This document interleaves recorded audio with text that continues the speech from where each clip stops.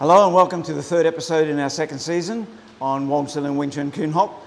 So far we've talked about the middle of the second section, which involves the Lan Sau and the Fook Sau action.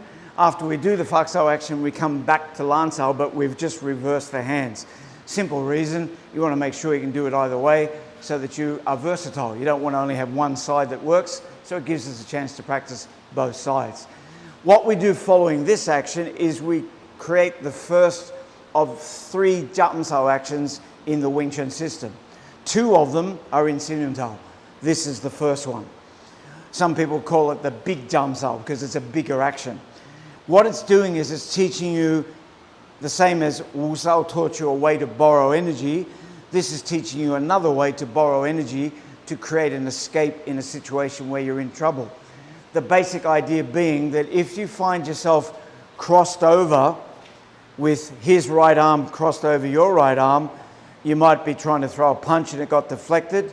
You might have done a wrong Bong Sau, which is a bad mistake to make, or you've done a Lan Sau, or you've just ended up in an awkward position. If I try to push Gandak's arm away, he's potentially got more strength than I have, particularly because my elbow is elevated. It wouldn't be such an issue if my elbow was down. If my elbow is down and he pushes in, I can use Tan Sau or Wu Sau and get rid of it.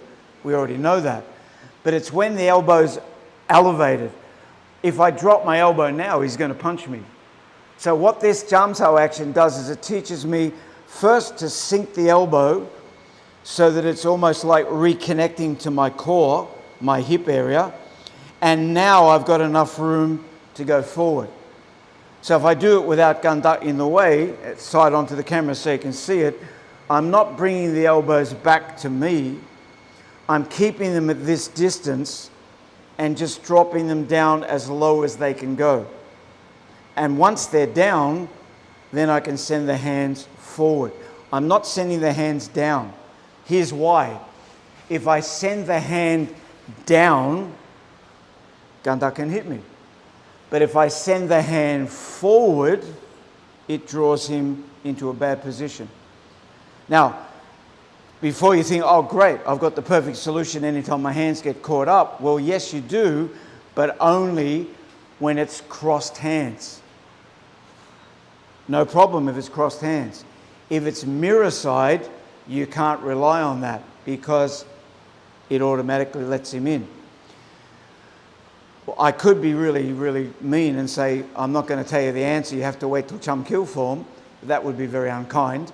So I'm going to show you the solution now, which comes from Cham Kiu. And that is, if it's mirror side, you use what we call Cham Kiu Fook Sau. Because I can't afford to bring the elbow down, so I leave the elbow out and I extend the hand with a slight turn in the wrist. That little turning action is important. I'll do it on this side. If I just send it forward, he can still overcome my shape. But if I point the fingers a little bit outwards, it creates a link between the wrist, the elbow, and the shoulder, and it gives me enough strength to move him away. So although that's not part of Siu Nim Tau, obviously I don't want to leave you hanging and wondering, okay, if that works on this side, that's great, but what if I end up caught like this? Well, now you know. Cham Kiu Fook Sau. And we'll leave it there, and I'll see you on the next episode.